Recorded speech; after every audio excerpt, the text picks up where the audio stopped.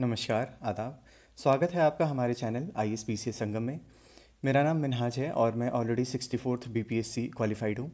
यहाँ हम एक सीरीज़ चला रहे हैं जिसका नाम है BPSC PYQ analysis using data analytics, यानी कि डेटा का प्रयोग करके हम ये समझेंगे कि बीते वर्षों में आजकल सवाल आ क्या रहे हैं और आपको किन किन से क्षेत्रों पे ज़्यादा ध्यान देकर पढ़ाई करनी है। एनालिसिस के लिए जो हमने सैंपल लिया है वो 65th BPSC से लेके जो हाल फिलहाल 70th BPSC हुआ था और उसका जो री एग्ज़ाम हुआ था उस तक हमने सैंपल साइज लिया है। देखिए 65वीं में 38 सवाल आए हैं हिस्ट्री के, 66वीं में 31, 67वीं में 36 सवाल, 67वीं का जो री एग्ज़ाम हुआ था इसमें फिर से 35 सवाल, 68वीं में हमें 35 सवाल मिले हैं, 69वीं में हमें 35 सवाल मिले हैं, 70वीं जो पहली बार हुआ था उसमें 30 सवाल मिले हैं और 70वीं जो दूसरी बार हुआ था उसमें हमें 39 सवाल मिले हैं। मतलब अगर हम हिस्ट्री को देखते हैं कि भाई इतिहास का क्या रोल है, हिस्ट्री का क्या रोल है इस एग्ज़ाम में, तो हर साल लगभग आपको 35 सवाल मिल रहे हैं आउट ऑफ कितने 150, यानी ये लगभग कितना हो गया, एक चौथाई हो गया आपका, लगभग 25% पेपर का। यानी ये बहुत महत्वपूर्ण हो जाता है, आपका एक चौथाई पेपर निर्भर करता है इस बात पे कि आप हिस्ट्री अपना किस तरीके से करके जाते हैं। ठीक है, अब बात ये आती है कि इतिहास पढ़े तो पढ़े कैसे। इतिहास क्या है? सागर है। आपका दिमाग क्या है? गागर है। अब गागर में सागर भरना है आपको, कैसे भरेंगे? ठीक है, तो करेंगे क्या? तो हम यही तो करेंगे, डेटा एनालिसिस, जिसमें हम समझेंगे कि भाई किस किस जगह से सवाल पूछ रहे हैं, जो BPSC है उसको किन किन एरियाज़ में इंटरेस्ट है। सिंपल, जिस एरियाज़ में उनको इंटरेस्ट है उसको हम अच्छे से करके जाएंगे। बाकी टॉपिक कर पा रहे हैं तो बहुत अच्छी बात, नहीं तो उसको भी एक बार देख चले जाएंगे। हो गई, ठीक है, सिंपल सी चीज़ है। तो ये देखिए हमारे पास ब्रेकअप पड़ा हुआ है टेबुलर फॉर्म में, और इसको अगर हम बार ग्राफ के फॉर्म में देखें तो ये देखिए हमको बार ग्राफ का फॉर्म आ गया। बार ग्राफ से देखिए हमको ना बड़ा अच्छे से दिखता है, हर चीज़ दिख रही है। ये देखिए हरा वाला जो है हमारा बिहार का है। अब आप देखिए बिहार का हर साल 65वीं में देखिए 11 सवाल, 67वीं में 66वीं में 8 सवाल, 67वीं में 6 सवाल, 67वीं का री एग्ज़ाम था इसमें भी 6 सवाल, 68वीं में 11 सवाल, 69वीं में 6 सवाल, 70वीं में 8 सवाल और 70वीं जो वापस से हुआ था इसमें 4 सवाल। मतलब कि अगर आप बिहार की बात करते हैं, बिहार यानी बिहार से संबंधित इतिहास जो पूछा जा रहा है, इसमें आपको हर साल लगभग 5 to 10 क्वेश्चन मिल रहे हैं।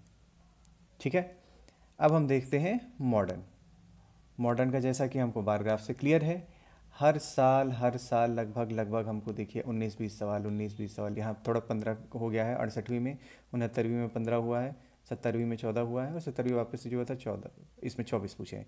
मतलब कि मोटा मोटी हमको लगभग 20 सवाल मॉडर्न से मिल जा रहा है।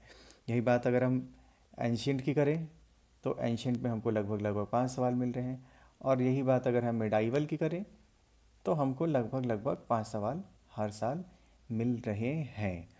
ठीक है, अब देखिए, अब इसमें तो आप लोग ये कहिए कि भाई हमने मॉडर्न कहीं से पढ़ लिया है, बहुत अच्छी बात, मॉडर्न पढ़ लिया है, एंशियंट भी पढ़ लिया है, और क्या पढ़ लिया है, मिडाइवल भी पढ़ लिया है, पर बिहार स्पेसिफिक कहाँ पढ़ा है, कहाँ से पढ़ें, कितना पढ़ें, कैसे करें, इसके लिए आपको बिल्कुल चिंता नहीं करनी है। बिहार स्पेसिफिक के लिए हम लोग ऑलरेडी कंटेंट पे काम कर रहे हैं। जितना आपको चाहिए होगा एग्जाम के लिए उसको हम लोग बहुत जल्द देके आ जाएंगे। आप वहाँ से बिहार स्पेसिफिक कर लें, इतिहास का उतना भी बहुत है, बहुत भटकने की ज़रूरत नहीं है। मार्केट में जो मिस गाइडेंस और मिस इन्फॉर्मेशन फ्लो हो रहा है, उस भटकाव से आपको बचना है, अपना बचाव करना है। भाई ये एकदम विपदा है, आपदा टूट पड़ी है आपके ऊपर, बिल्कुल इन्फॉर्मेशन का एकदम फ्लडिंग है आपके ऊपर। अब इस इन्फॉर्मेशन के बाढ़ से अपने आप को कैसे बचाना है आपको, ऐसे यही तरीका है जिसमें आप देखेंगे कि बार ग्राफ से, डेटा से एनालिसिस करके आप समझेंगे कि आपको किस हदों तक अपने आप को रोकना है। ठीक है, बांध नहीं बनाएंगे, बाढ़ आएगा दह जाइएगा। चलिए, तो ये हमारे पास हमने देख लिया है कि किस तरीके से हमें इतिहास से सवाल मिल रहे हैं। अब इसमें एक एक पार्ट करके हम एनालिसिस करेंगे।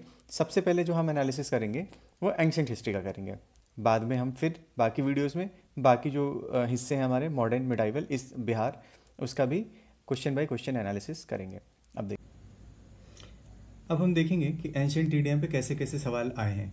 जैसा कि हमने पहले डिस्कस किया था कि अमूमन हमें लगभग 5 सवाल मिल जा रहे हैं।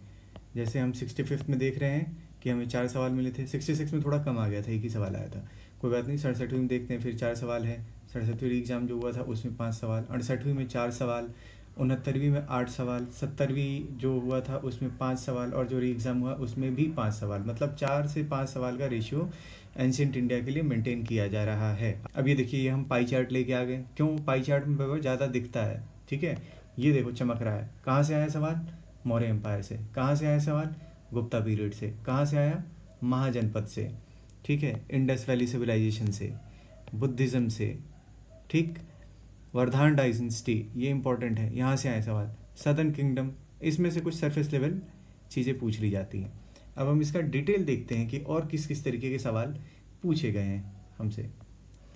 अब ये देखिए, बुद्धिज़्म की अगर हम बात कर रहे हैं, बुद्धिज़्म में इनलाइटनमेंट, बुद्धा को कब इनलाइटनमेंट मिला, कौन इनके शागिर्द थे, किस जगह पे मिला, इन सब से सवाल पूछ लिया जाता है। बहुत important, most important. Buddhist council, Buddhist council 4 Buddhist council थी, कहाँ कहाँ पे हुई, ठीक है। कौन कौन पैटर्न थे इसके, ये भी महत्वपूर्ण हो जाता है। आर्किटेक्चर, क्या क्या बना था, स्तूपा, चैत्या, विहारा, ठीक है। कौन कौन से आर्किटेक्चर थे, कौन कौन सी पेंटिंग्स थी, कौन कौन से सेंटर ऑफ लर्निंग्स थे, कहाँ कहाँ पे बुद्धिज़्म की पढ़ाई की गई, ठीक है। ये भी बहुत महत्वपूर्ण हो जाता है। इसके बाद से हम देखते हैं गुप्ता पीरियड के बारे में। गुप्ता पीरियड भी बहुत इम्पॉर्टेंट है, जिसमें हम देखते हैं कि हर क्षेत्र से सवाल पूछा गया है, जैसे मेडिसिन के बारे में, ठीक है, कि क्या इसमें डेवलपमेंट हुआ था, कौन से पोर्ट्स थे, लिटरेचर, चंद्रगुप्ता टू के बारे में पूछा गया है, ठीक है। ये बहुत इंपॉर्टेंट है, क्योंकि चंद्रगुप्ता टू जो है, इनको बोला जाता है कि इनका गोल्डन पीरियड था। इसी टाइम पे आप ये याद रखिए कि कौन आया था? फाहियान। ये भी बड़ा सवाल पूछ लिया जाता है कितनी बार, ठीक है। फाहियान इनके टाइम पे आए थे, और नवरत्ना भी जो है इन्हीं के दरबार में रहते थे, ठीक है। तो जो भी नवरत्ना है उन पे भी स्पेसिफिक सवाल पूछ लिया जाता है, तो आपको ये सारा कुछ करके जाना है। फिर देखिए, ये यही चीज़ें आ गई, इसमें से संबंधित पर्सनालिटीज, मैक्सिमम पर्सनालिटीज जो थी चंद्रगुप्ता टू जो थे इनके टाइम पे ही थे, ठीक है। अब देखते हैं क्या, बुद्धिस्ट टेम्पल एट गया, गया में जो बुद्धिस्ट टेम्पल है उसके बारे में पूछ लिया जाता है, क्योंकि गुप्ता के पीरियड में उस पर काफ़ी काम हुआ था, तो यहाँ से भी सवाल निकल जाते हैं।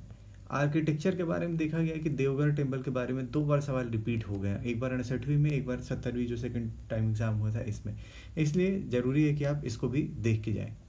अब हम आगे देखते हैं किससे पूछे सवाल, इंडस वैली सिविलाइजेशन से, ठीक है। इंडस वैली सिविलाइजेशन से पूछ ही लेते हैं, और मोस्ट इम्पॉर्टेंट क्या है, साइट्स, साइट्स कहाँ कहाँ साइट्स थे, ठीक है। गुजरात में साइट्स कौन से थे, यहाँ जो इंडिया है इसमें कौन से साइट्स थे, ठीक है। पाकिस्तान साइड कौन से साइड चले गए, एक बार साइट्स आप मोटा मोटी देख लीजिए ताकि आपको अंदाज़ा रहे, और कौन कौन से जानवर मिलते थे उस टाइम पे, ठीक है। इसके बारे में बहुत डिटेल डिस्कशन है, आपका जो भी सोर्स है आप देख लीजिए, बट ये 2 पार्ट जो है ना, साइट्स और एनिमल्स, इसको आप मिस मत करिएगा, इसको आप ज़रूर देख लेंगे, ठीक है। अब देखते हैं जो मोस्ट इम्पॉर्टेंट पार्ट है हमारा, वो कौन सा है, महाजनपदा। महाजनपद क्यों इम्पोर्टेंट है, क्योंकि वैदिक काल खत्म होने के बाद से जो हमारे राज्य स्वरूप लिए थे वो महाजनपद ही थे, और महाजनपद में एक महाजनपद कौन था, मगध था। मगध, यहीं से बिहार बना, यहीं से बिहार की इतिहास बनी, इसलिए मगध पे सवाल तो पूछा ही जाता है, ठीक है। देखिए, कैपिटल ऑफ मगध पूछा गया, मगध। इस टाइम सबसे पहला जो साम्राज्य जिसका हुआ था वो कौन सा डायनेस्टी था, हर्यंका डायनेस्टी, ठीक है, हर्यंका डायनेस्टी।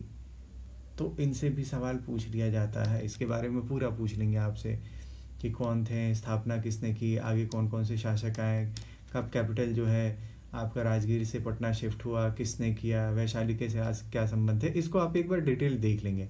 और बाकी जो साम्राज्य बाद में आए, जैसे शिशुनाग डायनेस्टी है, इनको भी आप देख लेंगे, ठीक है। मौर्यन एम्पायर क्यों इम्पोर्टेंट हो जाता है, क्योंकि क्योंकि क्योंकि क्योंकि जो हम चाणक्य नीति और पूरे चाणक्य की बात करते हैं, उस चाणक्य ने जिस राज्य की नींव डाली थी, ठीक है, वो कौन सा साम्राज्य था, मौर्य साम्राज्य था। और मौर्य साम्राज्य में सबसे महत्वपूर्ण राजा कौन से, चंद्रगुप्त मौर्य, जिन्होंने तो सबसे पहले इसकी नींव रखी, और उसके बाद से सबसे महत्वपूर्ण अशोक। तो अशोक से संबंधित बहुत सारे सवाल आपको मिल जाते हैं। अशोक ने बहुत सारे इंस्क्रिप्शंस लिखवाए थे, ठीक है, शिलापट लिखवाए थे, उसके बारे में सवाल आते हैं, इनके स्क्रिप्ट के बारे में आते हैं, लिटरेचर के बारे में आते हैं, ठीक है। जो अशोकन पिलर पे स्क्रिप्ट यूज हुआ है इसके बारे में पूछ लिया जाता है, तो इसको भी आप अच्छे से देख के जाएंगे, ठीक। इसके बाद से देखते हैं सदर्न किंगडम, यानी जो साउथ के किंगडम से उनके बारे में। इसमें सरफेस लेवल के सवाल आते हैं, आप एक बार देख लेंगे कि चेला चोला पांड्या कौन थे, कहाँ पे हैं, कौन सी कैपिटल थी, ठीक है। सरफेस लेवल की चीज़ें एक बार इसको देख सकते हैं, बहुत इन डेप्थ सवाल यहाँ से नहीं आते हैं, ठीक। तो ये हमारा एंशिएंट हिस्ट्री का डिस्कशन था। जैसा कि हमने आपको पहले बताया है कि हम सब्जेक्ट वाइड एनालिसिस कर रहे हैं जितने भी सवाल आए हैं उनका, और हम PYQs का भी डिस्कशन करेंगे अभी, और जो फ्रिक्वेंटली अकरिंग टॉपिक्स हैं, मतलब कि जो सवाल बार बार आपको पूछे जा रहे हैं यहाँ पे इन एग्ज़ाम्स में, हम उसके बारे में भी चर्चा करेंगे, ताकि आपका एक बार आप मान लीजिए कि ईयरफोन लगाते हैं और 10 से 5 मिनट में आपने उसको 2x पे करके देख लिया, आपका एक टॉपिक कंप्लीट हो जाएगा। इसलिए हम इसको भी फोकस में रखेंगे, इसको भी हम बहुत जल्दी लेके आएंगे। और सबसे महत्वपूर्ण ये बिहार स्पेशल, भैया नहीं भटकना है इसमें, मत भटको मत भटको मत भटको, ठीक है। कुछ नहीं भटकना है, ये हम आपको करके देंगे आराम से। इसमें से सवाल आ जाएगा, इसी अराउंड सवाल आता है, उतना ही करो, बहुत ज़्यादा गोता लगाने की ज़रूरत नहीं है। मोटा मोटा सा सवाल आता है इससे, आपको बस वो पता होना चाहिए बिहार के इतिहास के बारे में, भूगोल के बारे में, ठीक है। तो ये हम आपको करके देंगे। उम्मीद करते हैं कि आपको ये हमारा सीरीज़ पसंद आ रहा होगा, और आपसे अनुरोध करेंगे कि आप लाइक करें, कमेंट करें, सब्सक्राइब करें, और आपकी जो भी राय है आपसे अनुरोध होगा कि आप उसको कमेंट के माध्यम से या मैसेज के माध्यम से हमें इंस्टाग्राम, फेसबुक, एक्स, टेलीग्राम, कहीं भी आप हमें जानकारी दें, लेकिन दें, अपनी राय ज़रूर दें, ताकि हमें पता चल सके कि हमें अपने टीचिंग मेथडोलॉजी में अभी क्या चेंज करना है, और आपके लिए हम और क्या कुछ फ़ायदेमंद कर सकते हैं। धन्यवाद।